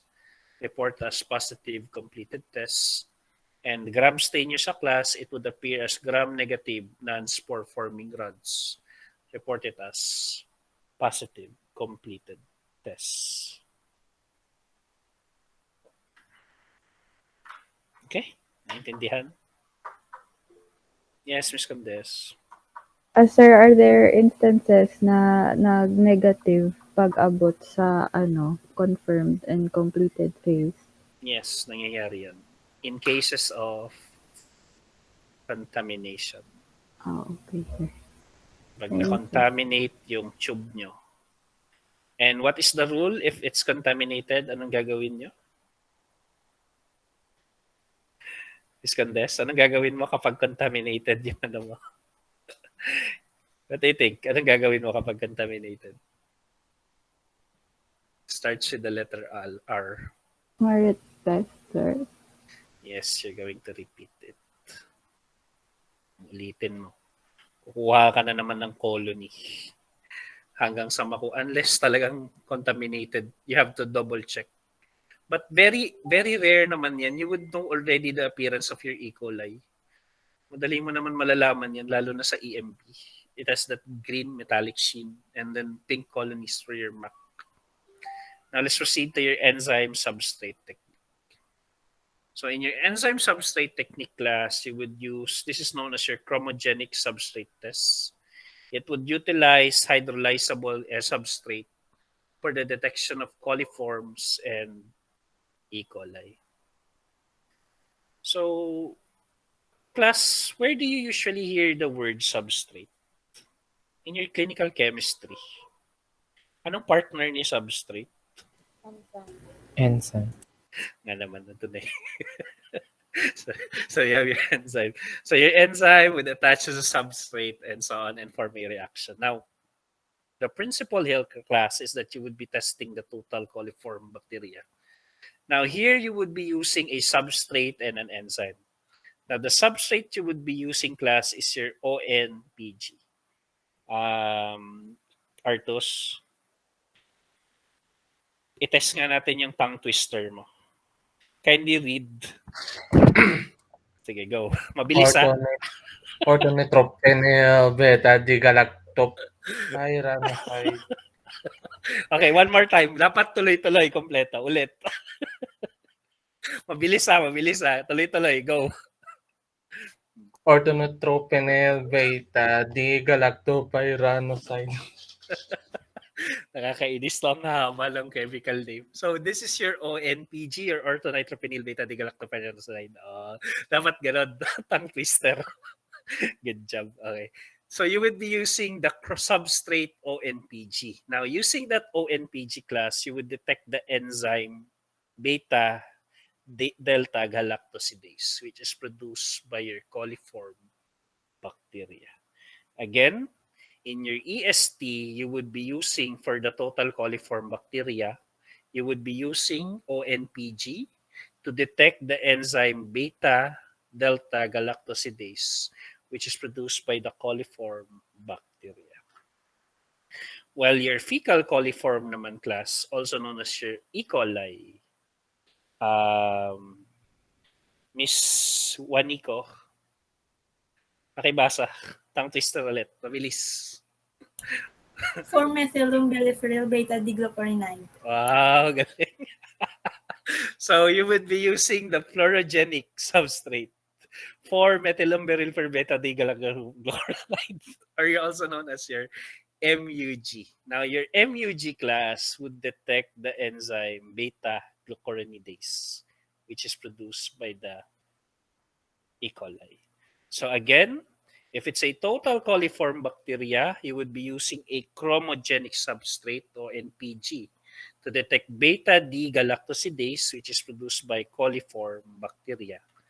But for your fecal coliform, E. coli, you would be using naman a fluorogenic substrate, which is your 4-methylumbiliferyl beta-D-glucuronide or your MUG, which would detect beta-glucuronidase, which is produced by E. coli. So what happens here, class, is you would add your substrate to the water to be tested. Then you would put it in a plates. Bag plate ata tawag dito. So you add your substrate and then you pour it into a bag of plate. Then you would put it in a reader, then incubate for 24 hours. And here, class, is the test reaction. So if it is clear, it is negative. If it is yellow, it is positive for TC. If it is blue, it is positive for your TTC, also known as your E. coli. So again, if the water is clear, it is negative. If it is yellow, it is positive. If it is blue, fluorescent, it is positive for your TTC or your E. coli. So here you have your negative, positive for total coliform, and positive for your TTC, also known as your E. coli. I'll show you a video of this later, class. Then the last one would be your membrane, second to the last one would be your membrane filter technique. So your membrane filter technique would permit testing of large sample volumes, less prep time, allows isolation and enumeration of discrete colonies, provides presence and absences info within 24 hours. Effective and acceptable, monitor drinking water in government labs, bacterial monitoring in the pharmaceutical, cosmetic, and food beverage companies. So I think this is usually done, class, by food technologists as well as chemists. As medtechs, we rarely do a membrane filtration technique. And then the last one would be your HPC or your heterotropic plate count. Now, this is also known as your standard plate count. Now, it is a procedure for estimating the number of live bacteria in water and would indicate effectiveness of water treatment. Now, it is simple to perform. Colonies produced are relatively small and compact. Diluted samples of 0.1 to 2 ml are being used. So 100 UL to 2000 UL. Kanina class by the sample volume 0.1 to 0.5 ml. So this would be 100 UL to 500 UL. Uses a spreader and maintains a supply of pre-dried agar. Permits the testing of large volume of low turbid water, method of choice for low count water, smaller display area, and would cause possible damage to cells due to excessive filtration procedure. So prior to that class, basically you would be reading a plate tapos may mga colonies dyan. So if there are no colonies class, no colony seen, you would count that as 1.0 colony forming units per ml. But if there are less than 300, let's say nakakita kayo ng mga 250 colonies, you would count the colonies as is and you would report it as 250. Then apply the unit CFU per ml. Now, that would be applicable if there are less than 300 colonies. But if there are 300, greater than 300 colonies, or if fewer than colonies, you're going to make 13 squares class. So imagine this would be the plate. Kuha ka ng pentel pen sa likod. You're going to make 13 squares, 7 horizontal and 6 vertical. So you have 7 horizontal. So 6 verticals. So 1,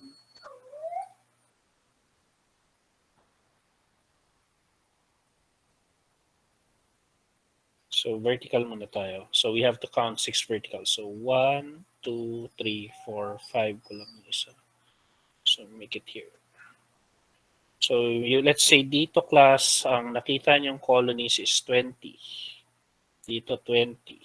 Dito 21. Dito 12. Dito 13. Dito 10. 40, 61, 61 plus 12, 73, 86, 96. Then 7 na horizontal naman.